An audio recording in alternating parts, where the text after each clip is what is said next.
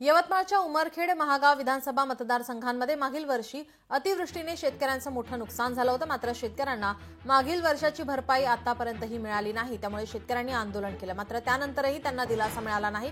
निवेदनाकडे प्रशासनाचं लक्ष नसल्याने गावकऱ्यांनी थेट आमदार वानखेडेंशी संपर्क साधला। यानंतर त्यांनी शेतकऱ्यांना मागील वर्षाची आणि या वर्षाची नुकसान भरपाई त्वरित देण्याचे निर्देश संबंधित अधिकाऱ्यांना दिले आहेत। याच संदर्भात आमचे प्रतिनिधी संजय राठोड यांनी आमदार वानखेडेंसोबत संवाद साधला। उमरखेड मतदारसंघाचे जे आहेत आमदार वानखेडे सर आपल्यासोबत आहे। सर, एकीकडे जर पाहिलं शेतकऱ्याचं मोठ्या प्रमाणात या ठिकाणी अतिवृष्टीने नुकसान झालं होतं, आता झालेल्या पावसाने सुद्धा मोठ्या प्रमाणात शेतकऱ्यांचं नुकसान झालं, मात्र त्यांना दिलासा मिळताना दिसत नाही। या संदर्भात तहसीलमध्ये त्यांनी आंदोलन सुद्धा केलं, काय सांगणार या संदर्भात? मागील वर्षी 23-24 मध्ये जे अतिवृष्टीने नुकसान झालं होतं त्याच्यातला जो मदतीसाठी जो शेतकऱ्यांना पैसा मिळाला होता काही प्रमाणात मिळालेला आहे आणि आज रोजी काही लोकांची KYC करायची राहिलेली आहे। त्याचबरोबर थोडं पोर्टलसुद्धा आज थोडंसं उपयोगी पडत नाही किंवा नियमित साथ देत नसल्यामुळे काही काम बाकी आहे।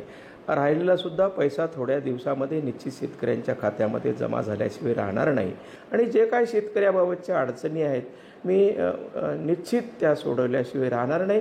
माझा शेतकरी हे माझा मायबाप आहे आणि त्याला माझं प्रथम प्राधान्य आहे। खरंच येणाऱ्या दिवसामध्ये आता शेतकऱ्यांना दिलासा मिळेल का, असा सवाल सुद्धा यावेळेस उपस्थित केला जात आहे। संजय राठोड, लोकशाही मराठी, यवतमाळ। लोकशाही मराठी, ऐका, पहा, जागरूक रहा।